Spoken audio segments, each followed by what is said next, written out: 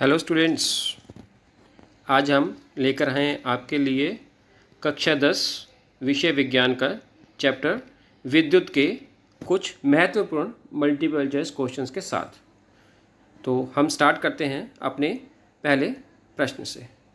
तो हमारा पहला प्रश्न है, विद्युत प्रतिरोध का मात्रक है एम्पियर, वोल्ट, ओम या वाट। तो बच्चों, विद्युत प्रतिरोध का मात्रक है ओम।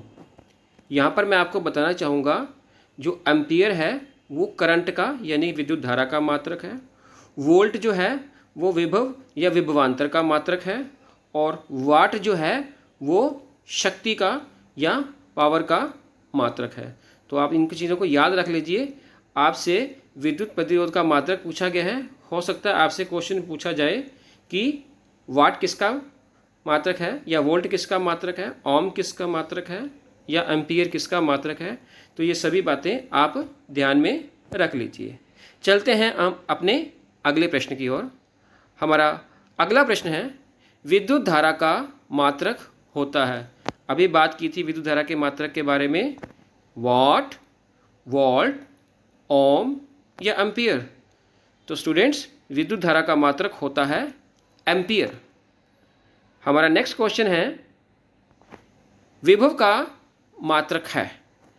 विभव यानी कि हम इसको पोटेंशियल कहते हैं इंग्लिश में। तो इसका मात्रक क्या है, एम्पियर, वोल्ट, ओम या वाट। तो बच्चों, इसका सही उत्तर है बी, वोल्ट। हमारा नेक्स्ट क्वेश्चन है, विभवांतर का एसआई मात्रक क्या होता है। बच्चों, विभव और या विभवांतर दोनों का मात्रक एक ही होता है। जिस तरह से हम ये कह सकते हैं कि अगर हम समय में से समय को माइनस करें तो समय ही आएगा, दूरी में से दूरी को माइनस करें तो दूरी ही आएगी, विभव में से विभव को माइनस करें तो विभव यानी विभवांतर का मात्रक विभव वाला ही होना चाहिए। यानी कि इसका मात्रक वही होगा जो हमारे पिछले प्रश्न में विभव का मात्रक था, तो यानी कि वोल्ट। तो इसका सही उत्तर हुआ डी, वोल्ट। हमारा अगला प्रश्न है, विद्युत शक्ति का मात्रक है ए, एम्पियर, बी, वोल्ट, सी, ओम या डी, वाट। तो स्टूडेंट्स, अभी मैंने कहा था आपको कि शक्ति हो या विद्युत शक्ति हो, उसका मात्रक वाट होता है। आवेश का एसआई मात्रक क्या होता है। आवेश यानी कि चार्ज, ए, वोल्ट, बी, ओम, सी, जूल या डी, कूलम। तो इसका बच्चों सही उत्तर है डी, कूलम। हमारा अगला प्रश्न है, ऊर्जा का एसआई मात्रक क्या होता है। कैलोरी, जूल, ताप या इनमें से कोई नहीं। बच्चों, ऊर्जा का एसआई मात्रक होता है जूल। यहाँ पर आपको मैं एक और चीज़ बता दूँ, ऊर्जा किसी भी रूप में हो, चाहे वो गतिज ऊर्जा दी जाए, चाहे वो स्थितिज ऊर्जा दी जाए, तो चाहे वो किसी भी तरह की कोई और ऊर्जा हो, सभी का मात्रक एसआई मात्रक होता है। अब क्योंकि ये चैप्टर विद्युत का है, तो यहाँ पर यह ऊर्जा की जो बात की जा रही है, ये विद्युत ऊर्जा की बात की जा रही है। हमारा अगला प्रश्न है, निम्न में से कौन अर्धचालक नहीं है। ए, सिलिकॉन, बी, जर्मेनियम, सी, पारा या डी, कोई नहीं। बच्चों, सिलिकॉन और जर्मेनियम याद रखना हमेशा अर्धचालक होते हैं, और जो पारा जो है वो मेटल है, वो धातु है, और वो अर्धचालक नहीं हो सकती। इसलिए हमारा सही उत्तर हुआ सी, पारा। अगर क्यू आवेश विभवांतर V से प्रवाहित हो तो किया गया कार्य होगा V बटा क्यू, क्यू बटा V, V गुना क्यू या V माइनस क्यू। तो बच्चों, यहाँ पर आप समझ लीजिए कि जब भी विभवांतर V होता है वो हमेशा कार्य बटा आवेश होगा, यानी चार्ज होगा। तो इसलिए जो कार्य होगा वो हमेशा V गुना यानी कि विभवांतर गुना चार्ज होगा। तो इसलिए हमारा जो उत्तर हुआ वो C हुआ। तो हमारा जो यहाँ पे राइट आंसर है वो है C, यानी कि V गुना Q। तो इसके ऊपर आपको कोई न्यूमेरिकल कोई प्रश्न भी आ सकता है। हो सकता है आपको V और Q की वैल्यू दी जाए और आपको कार्य निकालना हो, तो आप सिंपली विभवांतर को आवेश से गुणा कर दें तो आपका आंसर आ जाएगा। चलते हैं अपने अगले प्रश्न की ओर। 12 वोल्ट का विभवांतर है और दो बिंदुओं के बीच 2 कूलम के आवेश को ले जाने में कार्य कितना होता है वो हमें बताना है। 6 जूल, 24 जूल, 14 जूल या 10 जूल। बच्चों अभी आपने पढ़ा है कि जो कार्य होता है वो V गुणा Q होता है। यहाँ पर V की वैल्यू जो है हमें 12 दी गई है और Q की वैल्यू 2 दी गई है, तो सिंपली दोनों को गुणा कर दीजिए 24, और इसका जो मात्रक होता है वो जूल है, इसलिए इसका जो उत्तर हुआ वो हुआ 24 जूल यानी कि B। तो right answer is B 24 joule. चलते हैं अपने अगले प्रश्न की ओर। किलोवाट ओवर किसका मात्रक है? धारा का यानी विद्युत धारा का, समय का, विद्युत ऊर्जा का या विद्युत शक्ति का? बच्चों जो विद्युत ऊर्जा का जो मात्रक है वो किलोवाट ओवर, तो जो विद्युत ऊर्जा है हमारे घरों में जो ये विद्युत ऊर्जा आ रही है, तो जैसे हम कहते हैं कि 1 यूनिट बिजली खर्च हो गई, 2 यूनिट बिजली खर्च होगी, तो वो हर यूनिट किलोवाट ओवर को दर्शाता है। किलोवाट ओवर KWH जो है वो विद्युत ऊर्जा का मात्रक है। परंतु इसी प्रश्न में मैं आपको ये कहना चाहूँगा कि यदि आपको दिया जाए विद्युत ऊर्जा का मात्रक क्या है और 4 ऑप्शन हो, किलोवाट ओवर नहीं है, तो वो SI मात्रक फिर जूल दिया जाता है। तो बेसिकली इसका जो मात्रक तो SI तो जूल ही है, परंतु जो इसका जो कमर्शियल यूनिट है वो किलोवाट ओवर है। चलते हैं अपने अगले प्रश्न की ओर। विद्युत हीटर की कुंडली में किसका प्रयोग किया जाता है? A nichrome, B tungsten, C तांबा या D जस्ता? तो बच्चों विद्युत हीटर की कुंडली में नाइक्रोम का इस्तेमाल किया जाता है। हमारा अगला प्रश्न है, विद्युत बल्ब का तंतु किस धातु का बना होता है? यानी कि जो बल्ब्स जो हैं हमारे घरों में होते हैं उसका जो फिलामेंट है वो किस धातु का बना होता है?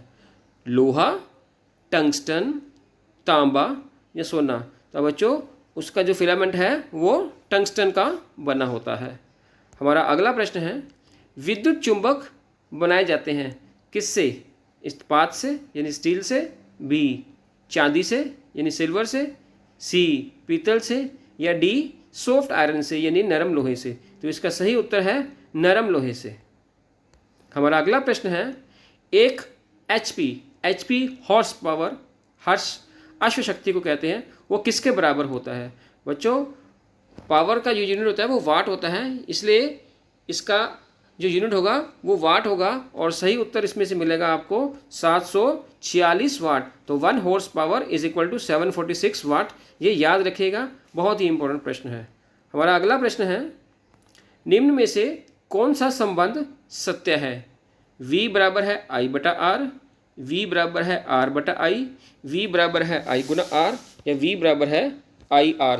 देखिए यह संबंध जो है वो विभवांतर, विद्युत धारा और प्रतिरोध के बीच में है, यानी कि V I और R। जब भी V I R के बीच में संबंध बताना हो तो आपको सिंपली एक तरीका बता देता हूँ याद रखने का। आप लिख लीजिए वीर, वीर बोलते हैं भाई को, तो वीर लिखने के बाद V के बाद आप इज इक्वल टू लगा दें। अब देखिए हमारा जो कौन सा इसका सही उत्तर है, हमारा सही उत्तर आपको नज़र आ रहा होगा C है, तो राइट आंसर इज C। तो ये वीर को यूर याद रखिएगा।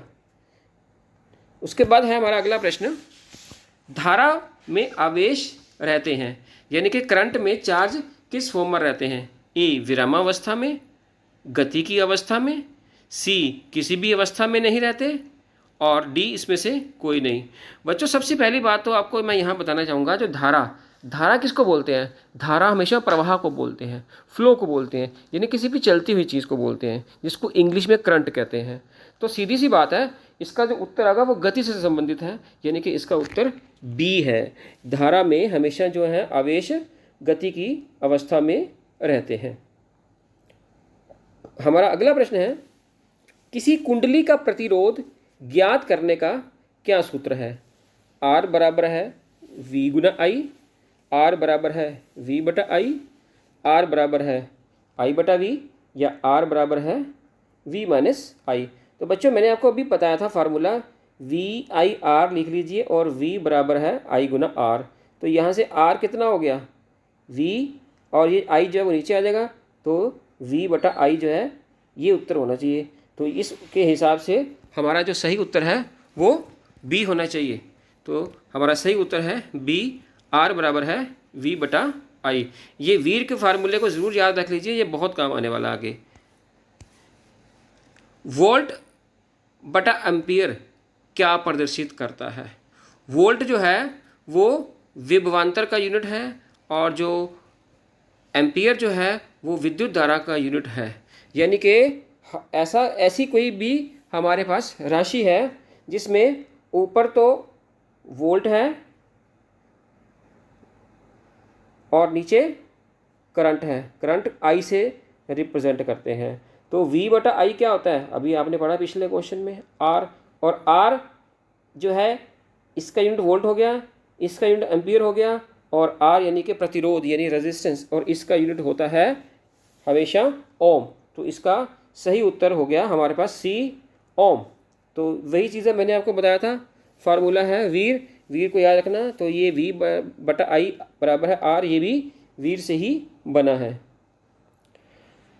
किसी प्रतिरोध के सिरों से 12 वोल्ट की बैटरी को संयोजित करने पर परिपथ में 0.4 एम्पीयर की विद्युत धारा प्रवाहित होती है, तो प्रतिरोधक का प्रतिरोध कितना होगा? देखिए बच्चों, ये क्वेश्चन भी बिल्कुल उसी तरह से होगा जैसे अभी बताया था, V बराबर है आई गुना आर। तो इसमें V की वैल्यू दे रखी है आपको 12 वोल्ट, I की वैल्यू दे रखी है 0.4, R जो है आपको निकालना है। तो यहाँ से R हो जाएगा 12 बटा 0.4। तो जब 12 को 0.4 से गुणा करेंगे तो ये दशमलव का 10 जीरो ऊपर आ जाएगा, तो ये हो जाएगा 120 बटा 4। तो हमारा सही उत्तर कितना हो गया 30। तो देखते हैं क्या हमारे पास ये ऑप्शंस हैं। तो हमारे 4 ऑप्शंस आ रहे हैं, 6 ओम, 3 ओम, 9 ओम और 30 ओम। तो हमारा सही उत्तर हुआ 30 ओम। हमारा अगला प्रश्न है, एक विद्युत हीटर की कुंडली जिसका प्रतिरोध 55 ओम है और वो 220 वोल्ट के स्रोत से जो विद्युत धारा लेगी उसका मान बताएं कितनी विद्युत धारा लेगी। तो बच्चों इसका वही है, उसी तरह से इसको सोल्व कर दीजिए। जो है V को R से भाग कर दीजिए, 220 को 55 से भाग करेंगे तो आपका सही आंसर आ जाएगा। एक बार फिर सोल्व कर देते हैं। आपको पता है V बराबर है आई आर, आपको निकालना है I, तो I हो जाएगा V बटा R यानी कि 220 बटा 55। और जब इसको 55 को 4 से गुणा करेंगे तो 220, तो हमारा उत्तर हुआ 4 एम्पियर। हमारा अगला प्रश्न है, एक विद्युत बल्ब का तंतु जिसका प्रतिरोध 1100 ओम है 220 वोल्ट के स्रोत से जो विद्युत धारा लेगी उसका मान ज्ञात करें। बच्चों ये क्वेश्चन भी बिल्कुल वैसा ही होगा। हम क्या करेंगे, वही V बराबर है I गुना R, और तो I बराबर है V बटा R। V यहाँ पे दे रखा है 220 और R है 1100, 0 से 0 कैंसिल हो गया। तो जब हम ये जाएगा 11 के टेबल पे 2, 10, तो ये अगर 2/10, 2/10 का मतलब होता है 0.2। तो इसका जो है सही उत्तर हो गया 0.2 एम्पियर यानी कि B। हमारा नेक्स्ट प्रश्न है, 100 वाट 220 वोल्ट के विद्युत बल्ब के तंतु का प्रतिरोध क्या होगा? बच्चों यदि आप एक बल्ब को उठाओ, बल्ब के ऊपर 2 बातें लिखी होती है। एक तो कितने वाट का है, 100 वाट का है, 50 वाट का है, 200 वाट का है। एक वो कितनी वोल्टेज पर चलने के लिए बना है, तो उसका हमने प्रतिरोध ज्ञात करना है। देखो बच्चों, इसके लिए सिंपल मैं आपको फार्मूला बता देता हूँ। पावर यानी शक्ति का फार्मूला होता है, शक्ति का फार्मूला होता है V गुना I। और आपको ये भी पता है कि पावर बराबर है V गुना अब आई वी बटा आर अभी अपने पढ़ा, तो पावर का फार्मूला हो गया फिर वी स्क्वेयर बटा आर, हमने निकालना है आर, तो आर जो हो गया, यहाँ पे पावर की वैल्यू 100 पुट कर लो और वी का स्क्वायर इन 220 गुना 220 कर दो, तो आर आ जाएगा 220 गुना 220 बटा 100। तो इस फार्मूले से हम निकाल सकते हैं कि आंसर क्या आएगा, 900 ओम, 484 ओम, 220 ओम या 100 ओम। तो आपने सिंपली क्या करना है, रेजिस्टेंस का फार्मूला हो जाएगा, आर का फार्मूला हो जाएगा वी स्क्वायर बटा पी, 220 गुना 220 बटा 100, तो वो आ जाएगा हमारा 484 ओम। हमारा नेक्स्ट प्रश्न है, जब किसी चालक तार से विद्युत धारा प्रवाहित होती है तो गतिशील कण होते हैं। बच्चों अभी आपने बताया गया था अभी आपको कि धारा तो बहाव को बोलते हैं, तो विद्युत धारा में क्या चीज़ बहाव में होती है, क्या चीज़ गतिशील होती है, परमाणु, आयन, प्रोटॉन या इलेक्ट्रॉन। तो बच्चों प्रोटॉन जो हैं वो न्यूक्लियस के अंदर होते हैं, वो नहीं चल सकते। तो और यहाँ पर चालक तार की बात कर रहे हैं, तो तार में आयन्स नहीं हो सकते, परमाणु चलते नहीं हैं, तो इसका सही उत्तर हुआ डी इलेक्ट्रॉन, क्योंकि इलेक्ट्रॉन जो हैं वो फ्री फॉर्म में रहते हैं और वो ईजिली जो है मेटल में किसी भी चालक में आसानी से चल सकते हैं, क्योंकि उनके ऊपर आवेश होता है और आवेश के चलने से विद्युत धारा बनती है, तो इसलिए इलेक्ट्रॉन के चलने से विद्युत धारा प्रवाहित होती है। तो इसका सही उत्तर हुआ डी। हमारा अगला प्रश्न है, निम्नलिखित में से कौन विद्युत का सुचालक है। बच्चों देखिए, एक होता है सुचालक, एक होता है कुचालक, एक होता है अर्धचालक। सुचालक जिसमें से विद्युत धारा आसानी से बह सकती है, कुचालक जैसे लकड़ी जिसमें से विद्युत धारा नहीं बह सकती, और एक होते हैं अर्धचालक जिसमें से विद्युत धारा बहुत थोड़ी सी बहती है, जैसे सिलिकॉन या जर्मेनियम। तो हमने इस प्रश्न में बताना है इसमें से सुचालक कौन है। ए सल्फर, बी प्लास्टिक, सी आयोडीन, डी ग्रेफाइट। बच्चों ग्रेफाइट के बारे में मैं आपको बताना चाहूँगा, जो आपकी पेंसिल होती है, पेंसिल का जो सिक्का होता है ब्लैक कलर का, वो ग्रेफाइट का बना होता है और उसमें से करंट इजीली फ्लो हो सकता है, विद्युत धारा बड़ी आसानी से प्रवाहित हो सकती है, वो सुचालक है। तो इसका सही उत्तर हुआ डी ग्रेफाइट। हमारा अगला प्रश्न है, 10 ओम एवं 20 ओम के दो प्रतिरोधों को श्रेणी क्रम में जोड़ने पर समतुल्य प्रतिरोध क्या होगा।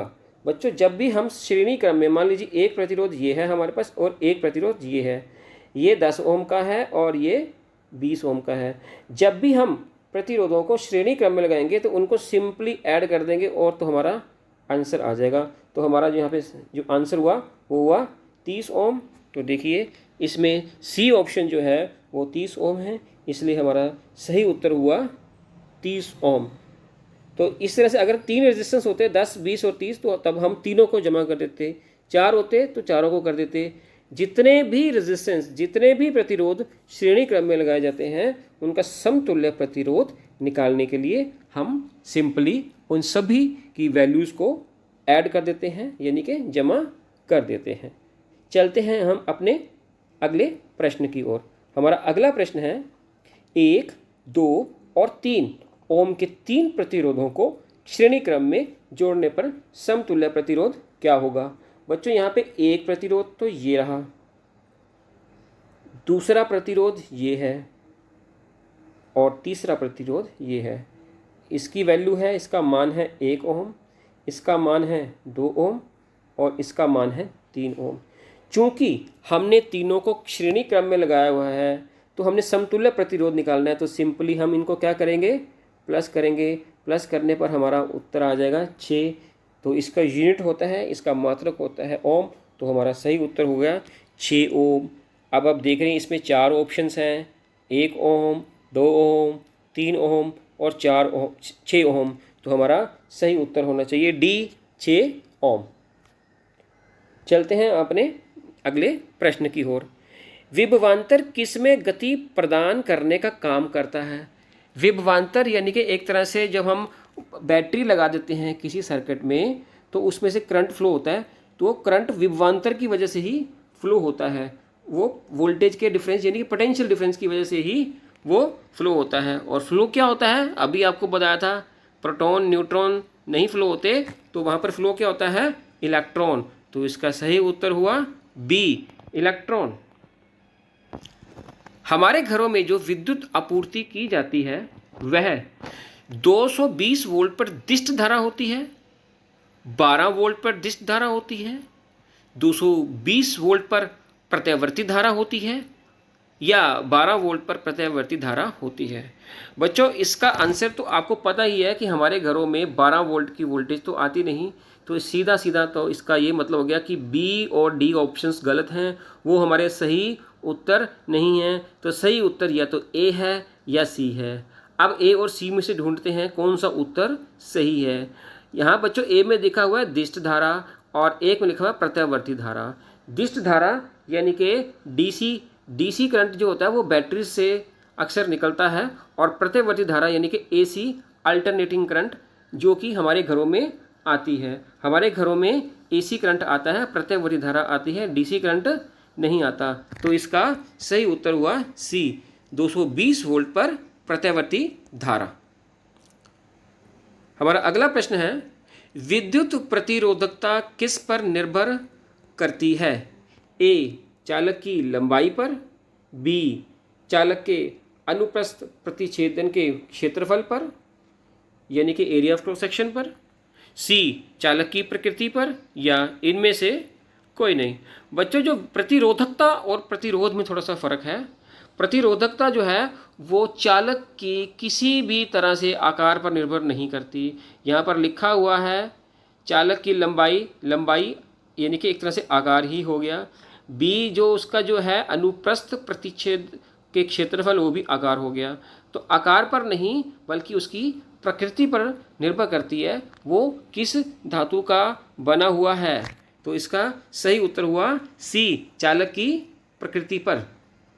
हमारा अगला प्रश्न है, ओम के नियम में विद्युत धारा और विभवांतर के बीच खींचा गया आलेख यानी कि ग्राफ कैसा होता है? ए सरल रेखा, बी वक्र रेखा, सी ए और बी दोनों, या डी इनमें से कोई नहीं। बच्चों इसका जो ग्राफ होता है वो एक सरल रेखा होता है।